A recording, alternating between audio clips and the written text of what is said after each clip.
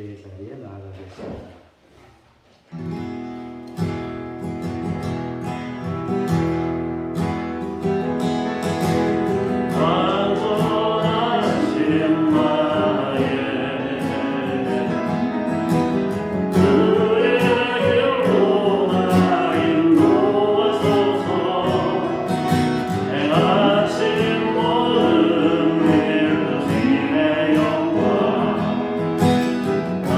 영광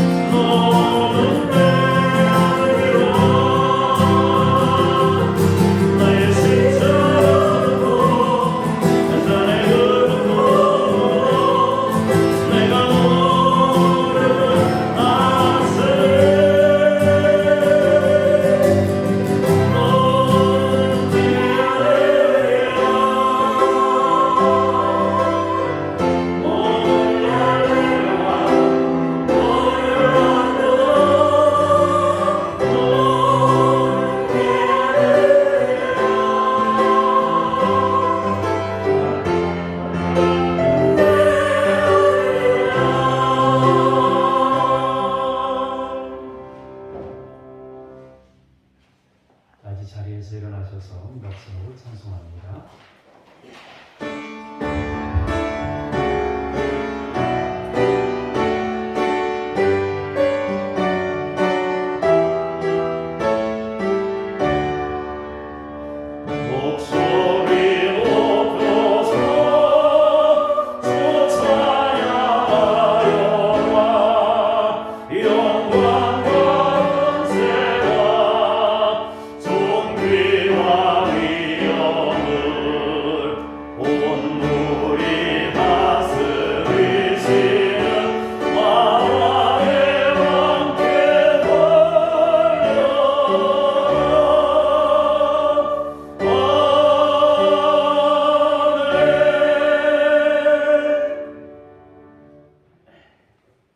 여호와를 경외하는 자들아, 너희는 여호와를 의지하여라. 그는 너희의 도움이시요 너희의 방패시로다. 여호와께서 우리를 생각하사 복을 주시되 이스라엘 집에도 복을 주시고 아론의 집에도 복을 주시며 높은 사람이나 낮은 사람을 막론하고 여호와를 경외하는 자들에게 복을 주시리로다.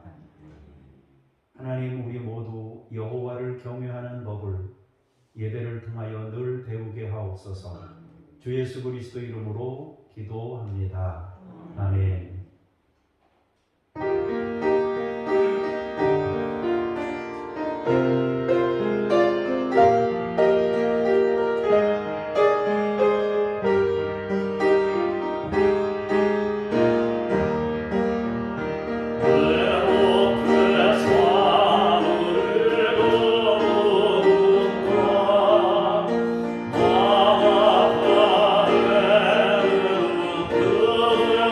Oh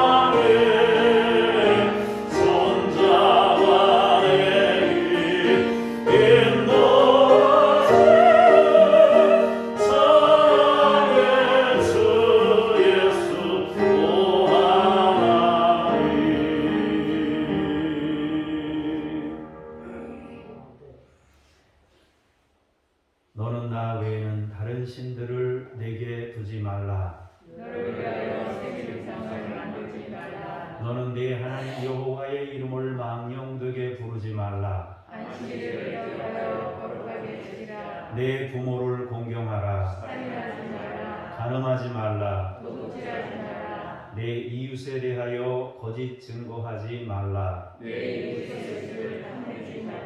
아멘. 공동 기도문으로 참회의 기도를 함께 드립니다. 교회의 머리가 되시는 주님, 저희를 십자가 보혈로 거듭나게 하시고 주님의 몸된 교회의 지체가 되어 하나님을 섬기며 살게 하신 은혜에 감사를 드립니다. 그러나 저희는 하나님께서 허락하신 이 소중한 교회를 바르게 섬기지 못했습니다. 하나님께서 만나게 하신 교회 공동체 형제 자매들을 사랑하지 못했습니다. 연약한 자들을 돌보며 믿음이 성장하기를 기다려주지 못했습니다. 자비로우신 주님, 교회 공동체 안에서 드러나는 우리의 허물을 용서해 주옵소서. 하나님이 붙이신 믿음의 식구들과 아름다운 관계로 주님의 뜻을 이루게 하옵소서. 예수님의 이름으로 이 고백의 기도를 드립니다. 아멘. 잠시 침묵으로 개인 기도를 드리겠습니다.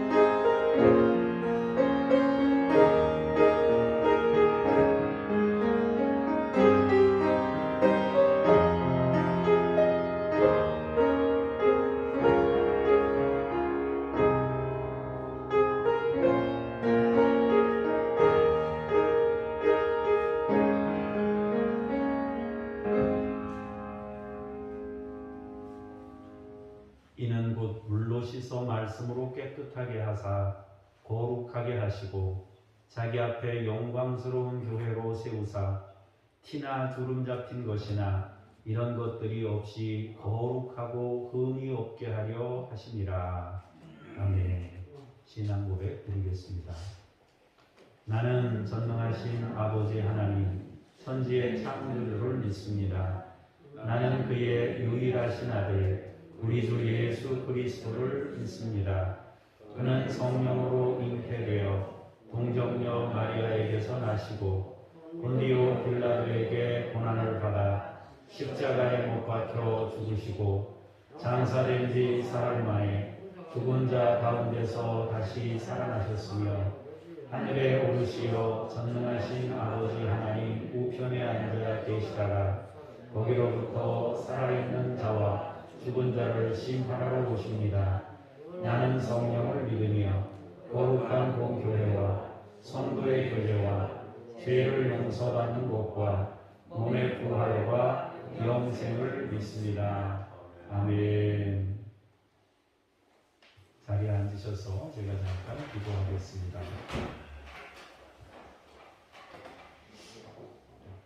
사망의 줄이 우리를 두르고 스오로의 고통이 임할 때 크신 사랑과 권능의 팔로 구원하여 주신 하나님, 또한 나의 힘이 되시고 능력이 되시며 구원의 뿔이 되신 하나님께 감사를 드립니다. 예배하는 이 시간 세상에서 시달렸던 걱정과 근심과 무거운 짐을 내려놓게 하시고 하나님의 품 안에서 평안과 안식을 누리게 하여 주옵소서. 구원의 잔을 높이 들고 우리의 입을 크게 열어 기쁨과 감격의 찬송을 드리오니 영광을 받으시고 예비하신 말씀과 은혜로 우리의 심령을 만족하게 채워 주옵소서. 말씀으로 우리의 영을 일으켜 주시고 우리의 몸도 치유하여 주옵소서. 성령 충만을 주셔서 하나님의 말씀을 듣게 하시고 깨닫게 하옵소서. 하나님의 지혜를 주셔서 분별할 수 있게 하시고 말씀에 순종할 수 있는 용기도 주옵소서. 하나님만 홀로 영광 받으시기를 원하오며 예수님의 이름으로 기도합니다. 아멘.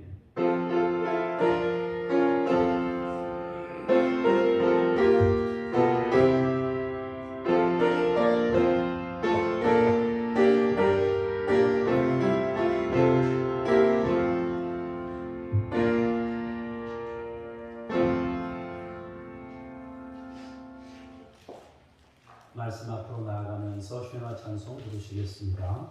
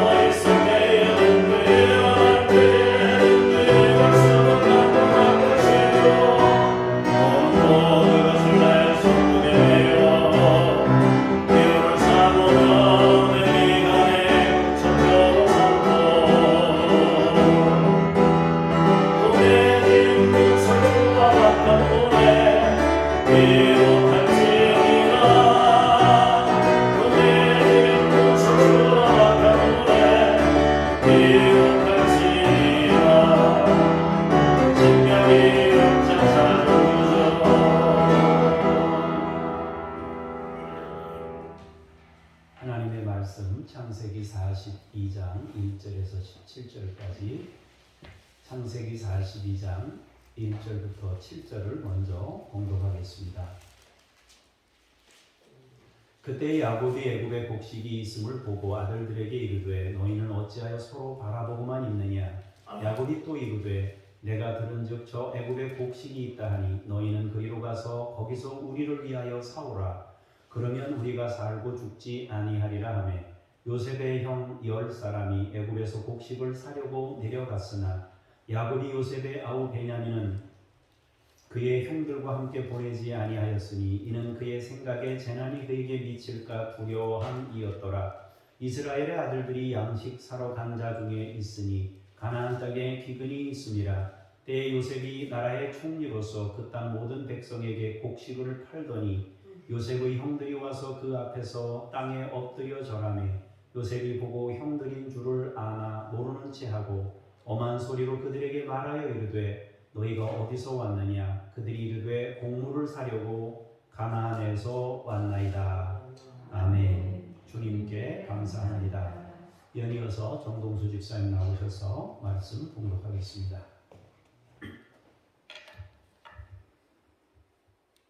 요셉은 그의 형들을 알아보았으나 그들은 요셉을 알아보지 못하더라. 요셉이 그들에게 대하여 꾼 꿈을 생각하고 그들에게 이르되 너희들은 전통뿐이라 이 나라의 틈을 엿보러 왔느니라. 그들이 그에게 이르되 내 주여 아니이다. 당신의 종들은 곡물을 사러 왔나이다. 우리는 다 한 사람의 아들로서 확실한 자들이니 당신의 종들은 전통뿐이 아니이다. 요셉이 그들에게 이르되 아니라 너희가 이 나라의 틈을 엿보러 왔느니라. 그들이 이르되 당신의 종 우리들은 12형제로서 가나안 땅 한 사람의 아들들이라. 막내 아들은 오늘 아버지와 함께 있고 또 하나는 없어졌나이다. 요셉이 그들에게 이르되 내가 너희에게 이르기를 너희는 전통꾼들이라 한 말이 이것입니다. 아멘. 주님께 감사합니다. 15절에서 17절을 같이 한 목소리로 다 같이 봉독하겠습니다. 너희는 이같이 하여 너희 진실함을 증명할 것이라. 바로의 생명으로 맹세하나니 너희 막내 아우가 여기 오지 아니하면 너희가 여기서 나가지 못하리라. 너희 중 하나를 보내어 너희 아우를 데려오게 하고 너희는 갇혀 있으라. 내가 너희의 말을 시험하여 너희 중에 진실이 있는지 보리라. 바로의 생명으로 맹세하노니 그리하지 아니하면 너희는 과연 정탐꾼이니라 하고 그들을 다 함께 3일을 가두었더라. 아멘. 주님을 찬미합니다. 아멘.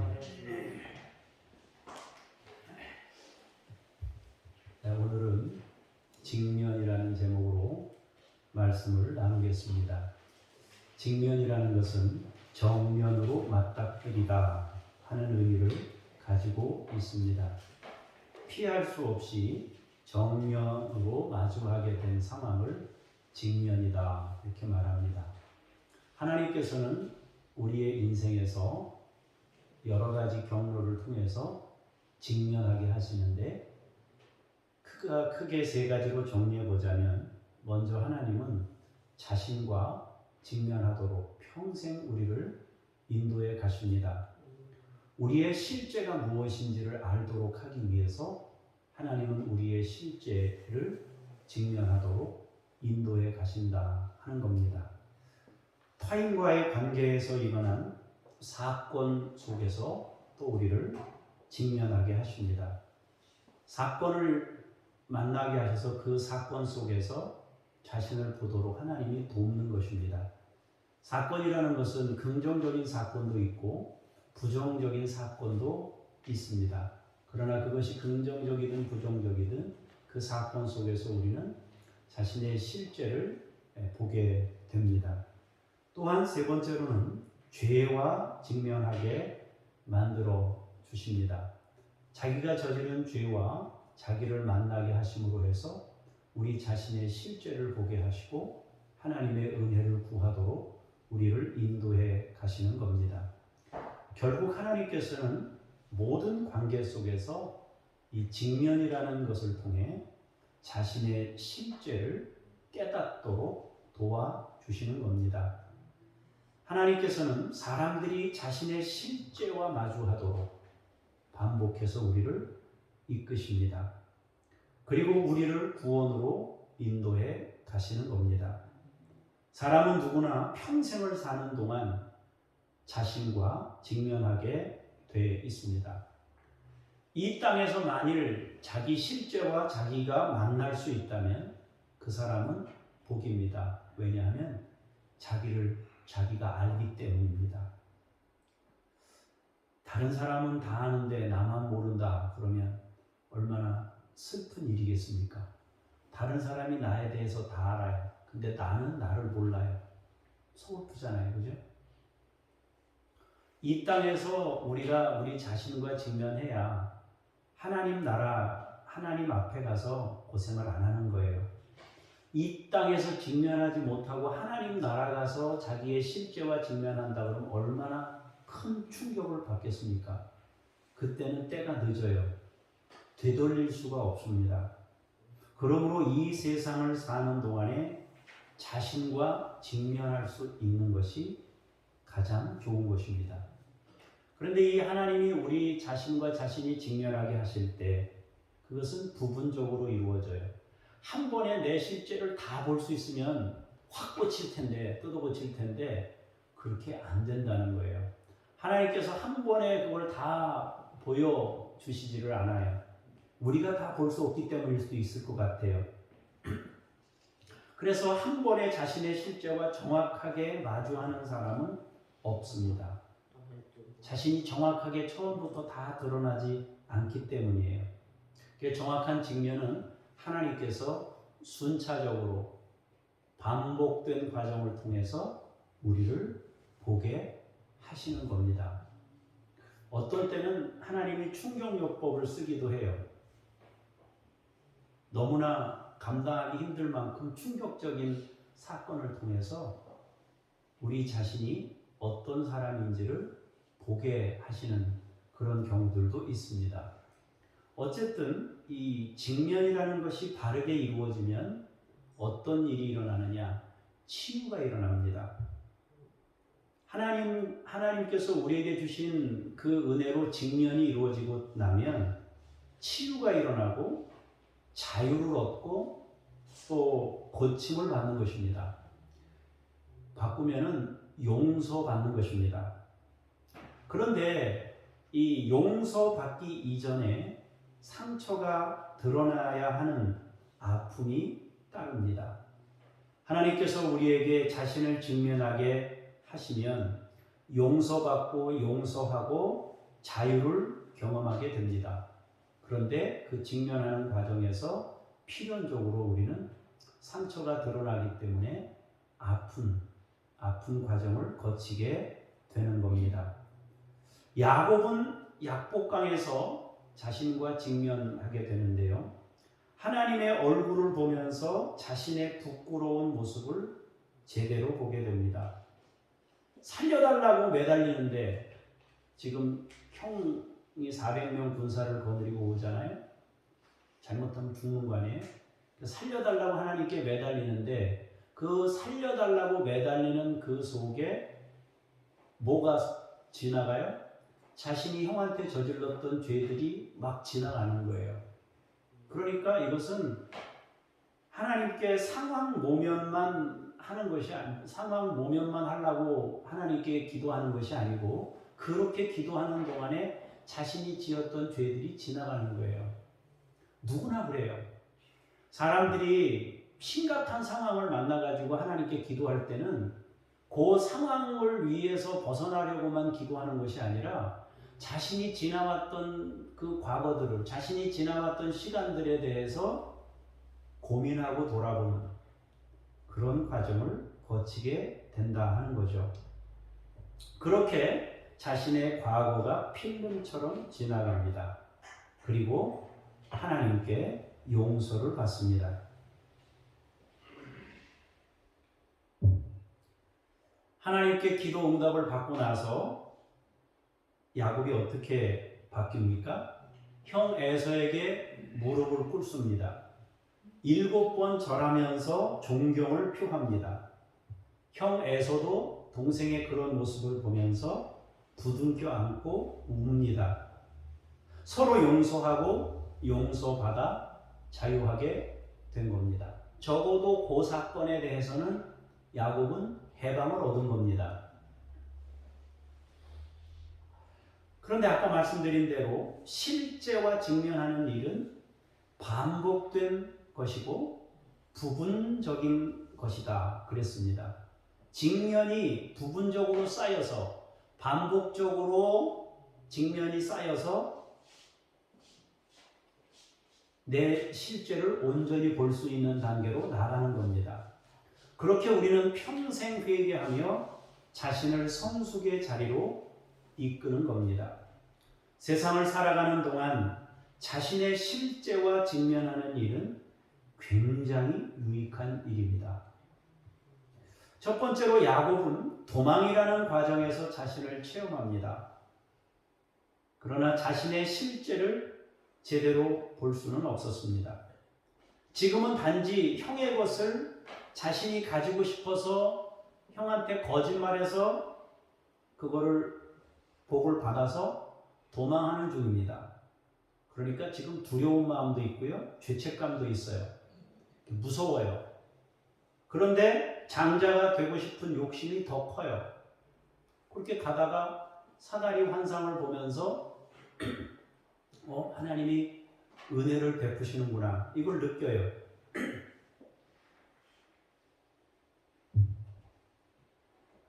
장자가 되고 싶은, 그리고 축복을 받고 싶은 그거 손에 쥐긴 쥐었는데 한편으로는 두렵고 한편은 죄책감도 들고 무서운 것들이 같이 공존하는 거예요. 그러면서 이 자기 실제를 보게 되는 거죠. 두 번째로는 삼촌 라반과의 관계에서 자신을 체험합니다. 외삼촌에게 계속해서 속아요. 종처럼 살아갑니다. 삼촌에게 화가 나요. 어떻게 그럴 수 있느냐고 속으로 항변합니다. 나를 한두 번도 아니고 이거 몇 번씩 속이느냐. 심지어 결혼까지도 속인 거 아닙니까? 위장 결혼한 거 아니에요? 사기 결혼한 거 아닙니까? 삼촌이 자기에게 사기 결혼한 거예요. 그리고 막 화가 나요. 근데 자기가 형을 속여가지고 형한테서 이걸 빼앗은 거는 아직까지 생각 못해요. 지금 자신이 옛날에 저질렀던 일과 지금 당하는 일은 같은 거예요. 그 같은 장면을 자기가 인생을 통해서 체험하고 있는 중입니다. 그러면서도 아직까지 정작 자신의 모습은 못 봐요.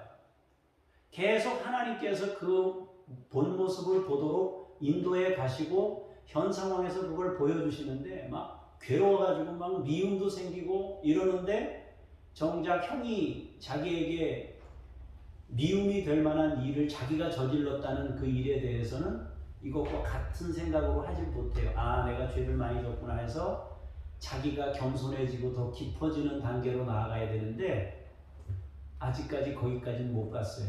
그러나 하나님은 계속 직면케 하시는 거예요.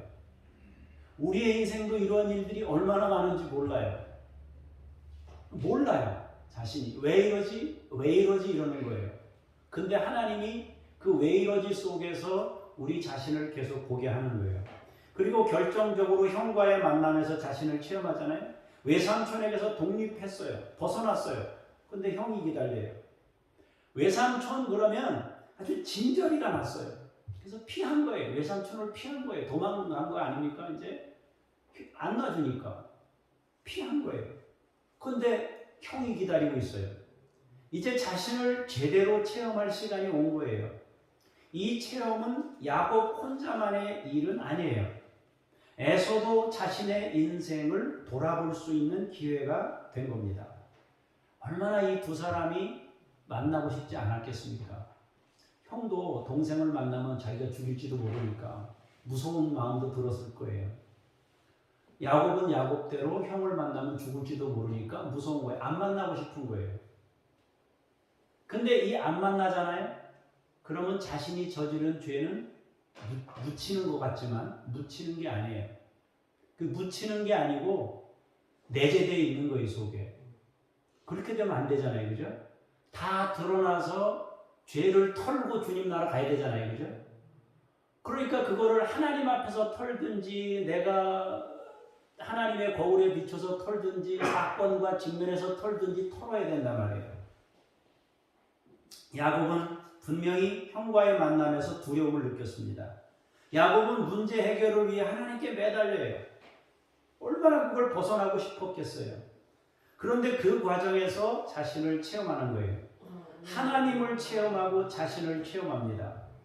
비로소 야곱은 하나님의 얼굴, 분이엘 하나님의 얼굴을 보면서 내가 죄악투성이며 욕심을 가진 존재임을 깨닫게 됩니다. 자신의 실제를 바로 보게 되면서 하나님의 은혜를 구할 수밖에 없는 거죠. 그러면서 우리는 구원에 이르게 됩니다. 그런데 만일 우리가 우리의 실제와 만나지 못한다고 가정해 보세요. 그럼 평생 어떻게 살겠습니까? 나 잘난 모습으로 살아가다가 마지막에 비참한 상황을 만나게 되는 거예요. 별로 잘나지도 못했으면서 별로 내세울 것도 없는 사람이 굉장한 줄 알고 착각하면서 살아가는 거죠. 점점 세계가 독재자들이 많이 늘어나고 있어요. 독재자들이. 견제 장치들을 다 제거하고 없애버리고 그냥 1인 체제로 막 가려고 가고 있습니다. 전부 다.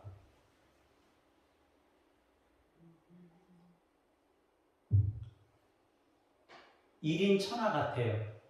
자기들이 느끼기엔 1인 천하처럼 보여요. 굉장한 것처럼 보여요. 주변 사람들이 다 고개를 안 숙이면 죽으니까요. 그래서 굉장한 것처럼 보이지만 아무리 굉장해 보이는 독재자도 여러분과 저처럼 그냥 사람이에요. 곧 죽어요. 그걸 알면 그렇게 안 할 텐데 곧 하나님 앞에 서야 된다는 걸 알면 그런 짓 안 할 텐데요. 그걸 몰라요. 자신과 직면해야 되는데 그 경험을 못한 거예요. 아직은. 나 잘난으로 사는 거예요. 지금까지. 이건 여러분 독재자들만 그렇게 살까요? 아니에요. 지금도 수없는 사람들이 남보다 조금이라도 더 가진 거 있으면, 조금이라도 공부를 더 했으면, 조금이라도 재산이 많으면, 조금이라도 남보다 더 잘하는 게 있으면 자기가 얼마나 부족한 사람인지, 또 그것은 하나님으로부터 전적으로 주어진 것인지 이걸 깨닫지 못하고 나 잘난 모습으로 사는 거예요. 그리고 마지막에 비참한 상황을 만나는 거죠. 회개할 기회도 용서받을 기회도 얻지 못하고 심판대 앞에 서게 될 수 있다는 거죠. 그래서 우리는 마지막에 심판대 앞에 서기 전에 이 땅에 있는 동안에 나 자신과 자꾸 직면하는 게 좋아요. 힘들죠. 고통이죠. 근데 여러분, 한 번에 왕창 내 실제와 부딪히는 것보다 조금씩 부딪히면서 나의 성숙을 이루는 게 훨씬 충격이 덜하지 않겠습니까? 그죠? 베드로가 나는 주님 절대 부인 안 합니다. 주님과 함께 죽겠습니다. 그러다가 부인하고 저주하고 나서 주님 딱 만나가지고 얼마나 부끄러워요. 그러나 베드로가 죽기 전에 예수님 그렇게 만났으니까 회개할 기회도 없고 은혜도 없는 거 아니겠어요?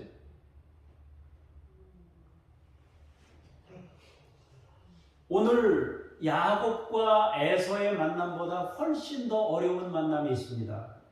요셉과 형제들의 만남, 이 재회는 야곱과 에서의 재회보다 훨씬 더 어렵습니다.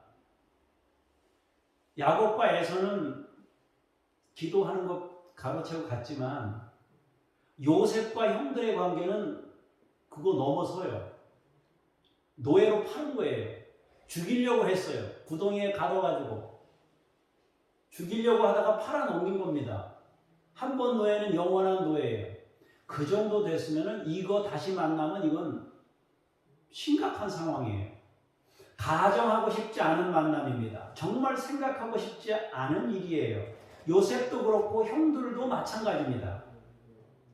요셉은 아들 이름을 므낫세와 에브라임으로 지었어요. 므낫세는 잊어버린다 그런 뜻이 있습니다.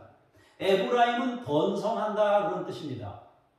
왜 이렇게 이름을 줬겠습니까? 과거의 아픈 기억, 상처를 잊어버리고 새롭게 나의 인생을 열어갔으면 좋겠다 해서 고통과 상처에서 해방받고 싶었기 때문에 그렇게 이름을 지은 겁니다.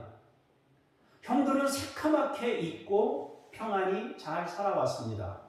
요셉과 달리 13년의 시간 동안 이따금 생각하기는 했어도 오랜 시간과 함께 자신들의 죄도 기억에서 지워져 가고 있었어요. 시간과 함께 내가 지은 죄인데 하도 시간이 오래 지나니까 이제 알기는 알고 있지만 그렇게 처음 죄를 저질렀을 때처럼 두렵거나 떨리거나 아버지 얼굴을 볼 때마다 심장이 벌렁벌렁하거나 그런 건 없어졌어요. 13년이 지났으니까. 그러나 그 없어진 게 아니에요. 아까 얘기한 대로 내재되어 있어요. 잠재되어 있단 말입니다.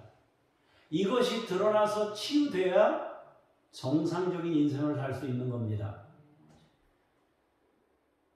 그런데 이렇게 각자가 살고 있을 때 하나님께서 이들을 만나게 하시는 거예요. 직면하게 하시는 거예요. 이 사건은 너무 엄청난 사건입니다. 마주하는 일은 어마어마한 고통과 부끄러움과 수치 그리고 힘든 일입니다. 결코 직면하고 싶지 않은 일이에요. 그런데 하나님께서는 그들에게 직면하게 하셨다는 거죠. 인생에는 크고 작은 사건들이 얼마나 많습니까? 우리는 그 사건들을 통해 우리 자신과 직면할 수 있습니다. 하나님은 우리를 하나님의 사람으로 만들어 가고 있습니다. 이제 직면하게 될 때 우리는 어떻게 해야 되는가? 용서하고 용서받고 용서하기와 용서받기가 있는 겁니다. 용서하기와 용서받기는 일방적일 때도 있지만 거의 대부분은 양방향에서 이루어집니다. 물론 더 잘못하는 사람이 있어요. 그러나 일방적인 경우는 거의 없습니다. 야곱과 에서를 보세요. 야곱은 욕심을 가졌습니다. 에서는 당연히 내 것이라고 여기며 소홀하게 생각했습니다. 에서가 이건 내 거야 하고 딱 차지했으면 안 뺏겼을 수도 있어요. 그런데 어쨌든 인간이기 때문에 갖게 되는 약한 모습을 야곱도 에서도 같이 보였습니다. 그럼 요셉과 형들을 보세요. 요셉은 아버지에게 모든 사랑을 받았습니다. 시기심을 유발케 했어요. 반은 야곱 잘못이지만 나머지 반은 자신이 너무 어려서 일어난 일이에요. 아버지가 자기를 사랑하는데 그러면 겸손해야 되는데 어깨에 힘주고 형들한테 자랑하고 꿈꿨을 때 자랑 삼아 얘기했어요. 아직 어려서 몰라가지고 철이 없어서 그랬단 말이에요. 형들은 그 편애를 감당하지 못했습니다. 그리고 거기에 더해 범죄를 저질렀어요. 그렇게 큰 사건이 벌어진 겁니다. 그러면 이거는 형들에게만 잘못이냐? 아니잖아요. 야곱도 인생에 잘못이 있는 거죠. 요셉도 일정 부분은 100%는 아니지만 피해를 크게 당한 사람이긴 하지만 죄가 아주 없다고 말할 수는 없습니다.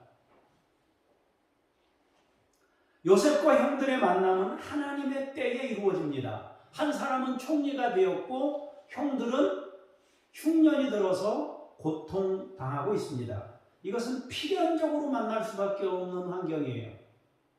생존 문제가 있기 때문에 곡식을 안 사면 죽어요. 사야 돼요. 그런데 요셉은 거기에 총리예요. 반드시 만나야 돼요. 그런데 이 직면이라는 것은요, 용서하고 용서받을 기회가 되기도 하지만 동시에 더 힘든 상황으로 몰려갈 수도 있어요. 직면이 치유가 되고 이렇게 회복이 돼야 되는데 옛날 기억이 되살아나면서 더 감정이 막 폭발할 수 있다는 거죠. 야곱과 에서가 만났을 때 처음에는 에서가 죽이려고 오는 거 아니겠어요? 군대를 왜 거느리고 와요? 형 동생이 만나는데 측근들만 데리고 와서 반갑다 하고 인사하면 되지 왜 400명이나 되는 군사를 거느리고 옵니까?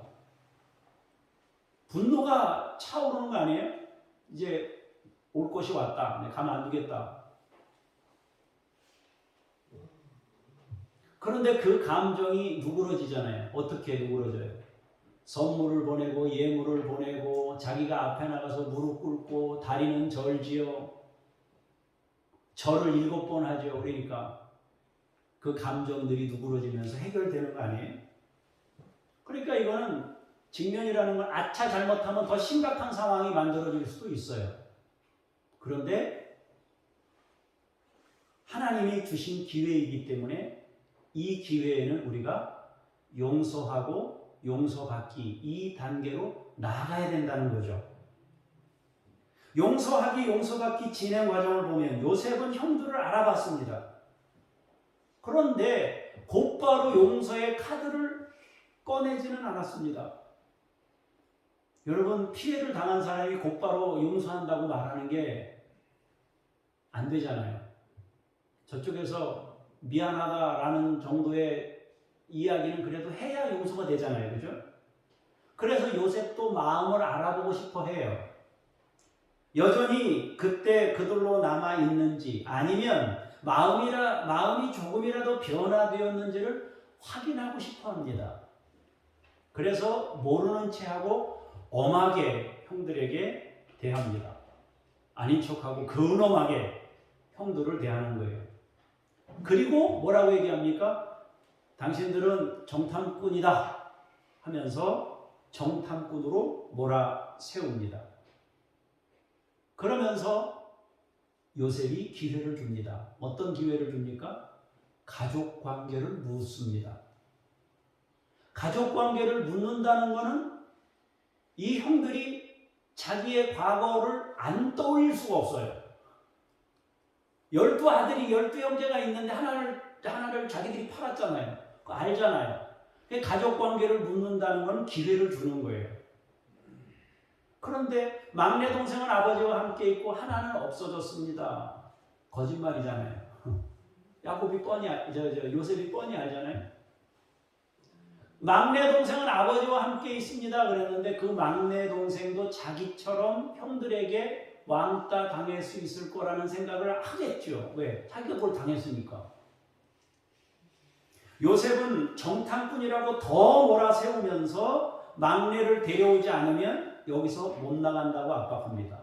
동생을 데려오기까지 당신들의 진정성은 믿을 수 없다.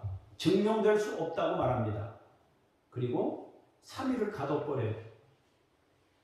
3일 동안 갇혀 있으면서 이 형들은 이 생각 저 생각 막 하면서 자신이 저질러 놓은 자신들의 문제와 직면하게 되는 거예요. 감옥 안에서.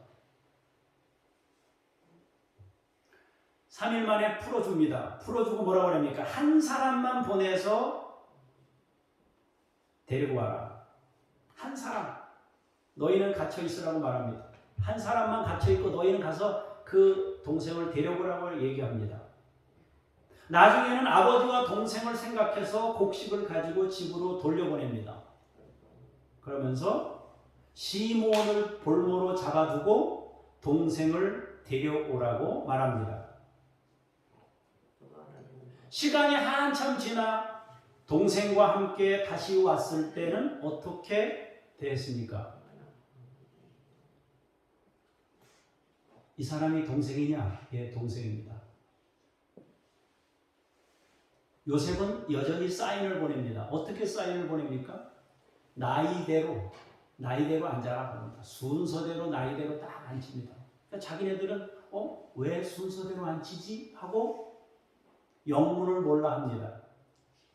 그리고 막내 저 끝에 막내 아들 순서대로 앉힌 다음에 거기는 5배로 먹을 걸 줍니다.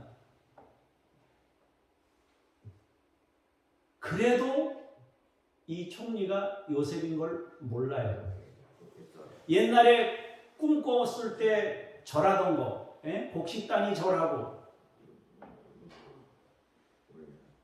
해와 달과 11별이 절하는 꿈을 얘기했잖아요. 요셉은 그걸 기억하고 있습니다. 근데 형들은 그걸 아직도 몰라요. 그게 현실인지 그게 현실로 되는지를 몰라요. 그래서 기회를 계속 주는데 몰라요. 그래서 요셉은 마지막으로 한 가지 시험을 더합니다. 그게 뭡니까? 은잔을 베냐민에게 집어넣어서 갖다가 다시 붙잡아 오는 거 아니에요? 붙잡아 왔을 때 이제 이들이 어떤 반응을 보이는지 보자. 이게 베냐민과 자기를 동일시하는 거예요, 지금.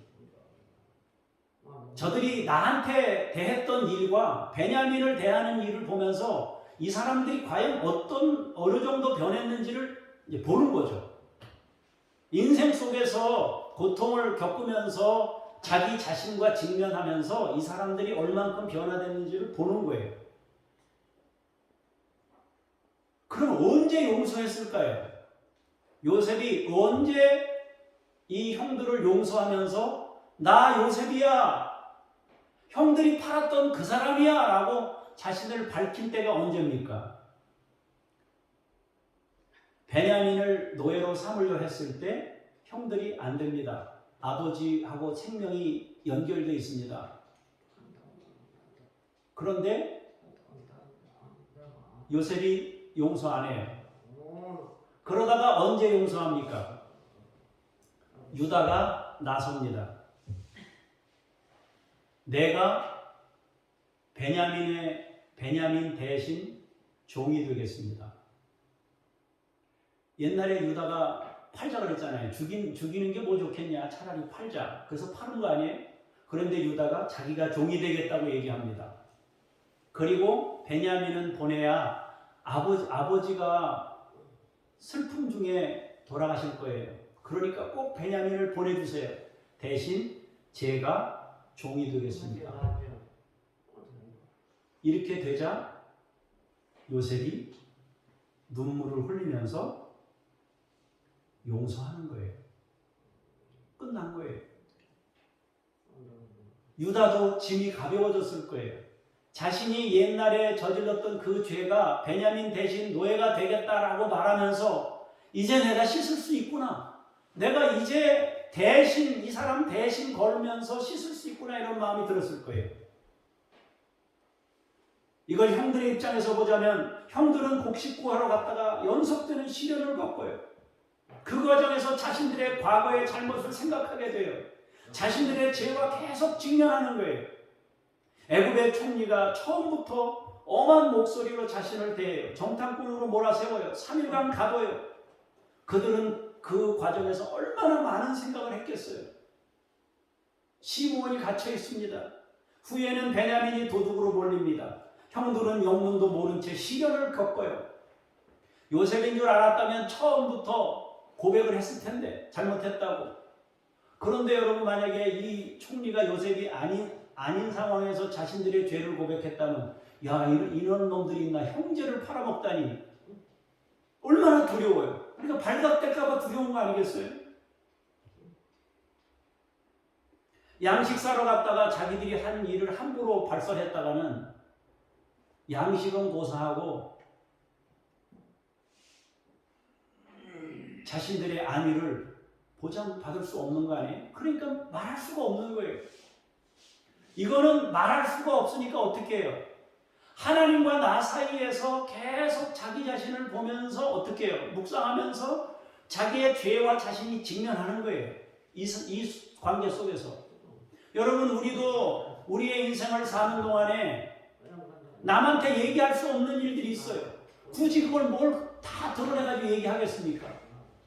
그러나 하나님께서 직면하게 하시면 남한테 얘기할 수는 없지만 내 속에서 하나님 앞에서 계속 나와 대면하면서 직면하는 거예요. 그 속에서 우리는 회개하고 그 속에서 우리는 기도하는 중에 하나님, 내가 죄인입니다 하고 엎드리는 거 아니겠습니까? 결국에 이 직면이라는 것은 하나님 앞에서 나를 돌아보는 시간입니다. 이런 상황에서 사람들은 저마다 하나님 앞에 서게 되는 거예요. 상황을 모면하고 싶은 마음이 가장 크지만 위기 앞에서 자기들을 돌아보게 됩니다. 비로소 자기 삶을 돌아보는 과정을 가지게 된다는 거죠. 사건 속에서 직면하든 죄악을 만나서 직면하든 그게 겉으로 드러나든 아니면 밖으로 표현할 수는 없지만 내 안에서 하나님 사이에서 나만 알고 하나님만 아는 사이에서 계속 직면하든 하나님 앞에서 자기를 돌아볼 때 성숙해질 수 있고 치유를 맛볼 수 있고 자유케 될 수 있고 해방을 맛보는 겁니다.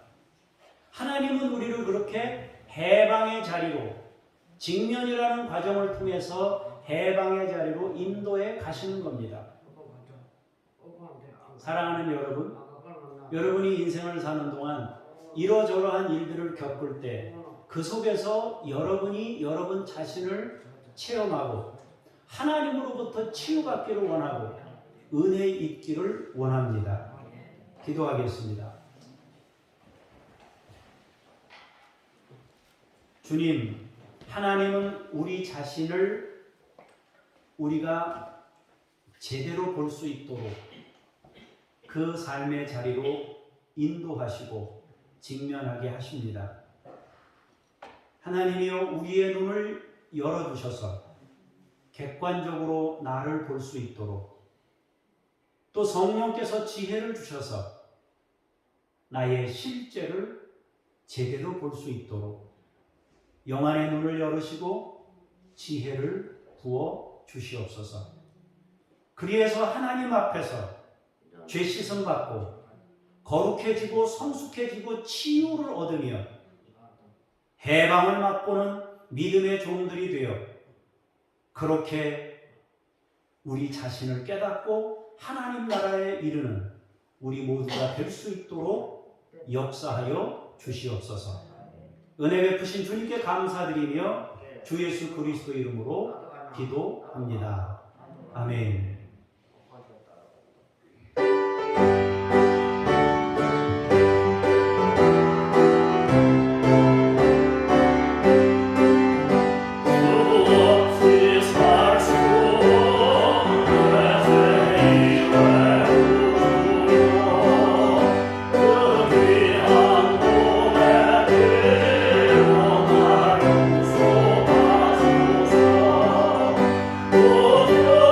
Oh,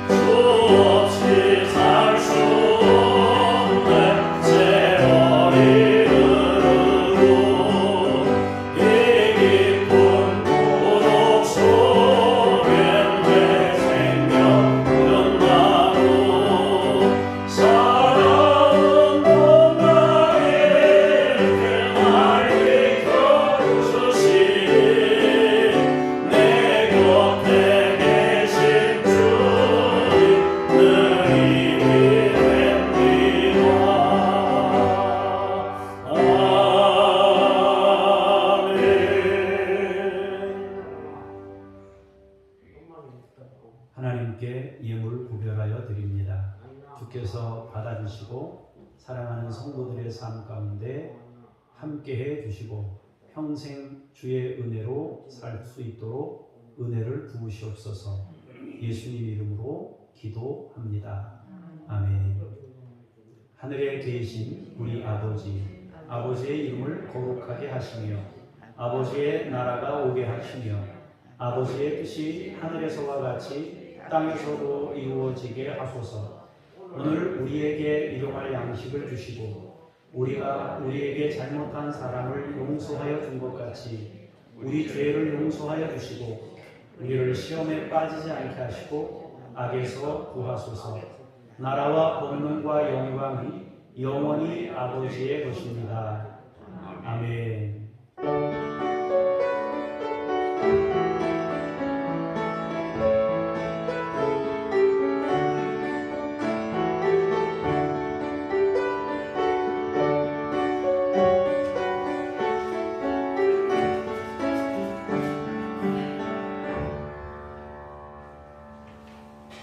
자리에 앉으셔서 교회 소식, 중보기도 내용을 보겠습니다. 사회의 불공정성을 불식하는 정책이 시행되고 국민 상호 간의 신뢰가 회복되도록 위해서 기도하시기를 바랍니다. 노력해도 소용이 없다라는 젊은이가 21% 정도 된다고 합니다. 우리나라에. 몽골을 위해서 기도하겠습니다. 인구 98%인 337만인 93%가 23개 미전도 종족에게 복음이 전해지도록 위해서 기도하시고 또 사회 문제로 신음하는 땅이 회복되도록 위해서 기도할 수 있기를 바랍니다. 아직도 전도되지 못한 23개 종족이 있다는 거예요. 그런데 그 사람들이 98%의 인구를 차지하고 있다는 거죠. 땅은 넓은데 영토는 넓은데 인구는 굉장히 적습니다. 여러분 위해서 같이 중보하며 기도해 주시면 좋겠습니다. 다음 주에는 우리가 추수감사주일로 지키도록 하겠습니다. 혹시 여러분 열매가 달린 게 있으시면 이미 많이 떨어졌지만 달린 게 있으시면 수요일까지 교회로 조금씩 이렇게 많이 가져오지 마시고요. 조금씩 교회로 가져오시면 좋겠습니다. 다니엘 기도회는 주일, 수요일, 금요일 밤 8시에 본당에서 있겠습니다. 여러분 위에서 참여해 주시고 기도하시면 좋겠습니다. 11월 생명의 삶을 정기 구독자들은 받아가실 수 있기를 바랍니다.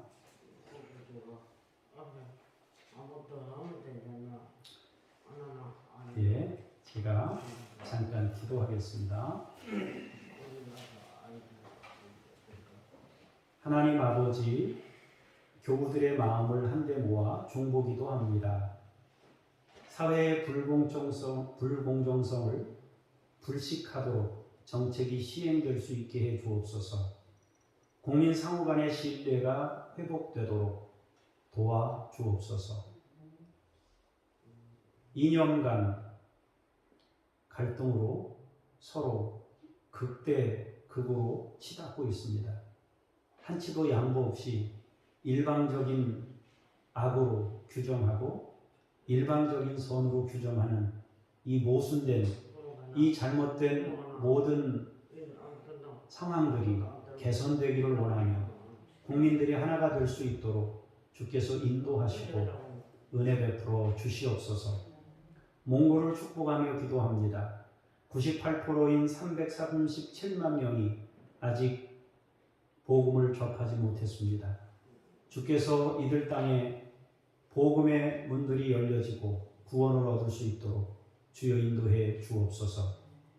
알코올, 마약 중독, 성매매, 노숙인, 고아, 깨진 가정으로 심하고 있는 땅이 회복되게 하옵소서. 하나님 다음 주는 추수감사주일로 지킵니다. 하나님 마음을 모두어 주 앞에 예물을 드리며 하나님께서 우리 가운데 베푸신 은혜에 감사하도록 주께서 인도하시고 역사하여 주시옵소서. 은혜의 주 아버지 하나님, 다니엘 기도회로 모입니다. 하나님, 15,000개 교회가 함께 연합하여 기도하고 있사오니 주께서 기억하시고 한국교회에 하늘의 빛을 비추어 주시옵소서. 기도를 외면하지 마시고 한국교회가 열방을 향해 아직까지도 감당해야 될 일이 많사오니 주께서 교회에 힘을 주시고 함께해 주옵소서. 특히 기도하는 사람들이 끊어지지 않도록, 과거에 눈물을 흘려 기도하던 사람들, 산에서 나무를 붙잡고 기도하던 사람들, 밤새 철야하던 사람들이 점차 사라지고 있습니다. 아버지요, 우리가 그 뒤를 이어 기도의 용사들이 되게 하시고 다음 세대에 훌륭한 영적 바탕을 마련해 줄 수 있도록, 주여 우리가 마지막 힘을 쏟아 붓도록, 주여 기도하는 한국 교회가 되도록, 또 우리가 그 일부가 되도록 인도하여 주시옵소서. 하나님, 장준혁 북한 어린이들 야바 임마누엘을 믿음으로 양육하시고 우리의 작은 사랑이 그들에게 전달될 때 그리스도의 은혜를 느끼고 배울 수 있게 하옵소서. 김요엘 선교사님, 이웃 아저씨 아줌마 선교사님, 이동식 서명숙 선교사님, 김수연 김명숙 선교사님, 전 애슐리 선교사님, 주어진 사역들을 은혜로 감당할 수 있도록 새 힘의 새 힘을 불어넣어 주시고 낙심하지 않게 하시며 하나님을 신뢰하며 믿음으로 감당케 해 주옵소서. 성도님들이 일주일 동안 주의 은혜로 살게 하시고 아픈 분들 주께서 치유하시며 은혜로 역사해 주시옵소서. 감사드리며 주 예수 그리스도 이름으로 기도합니다. 아멘. 다 같이 자리에서 일어나셔서 찬송 부르시면서 삶의 자리로 성령님과 동행하여 나가겠습니다.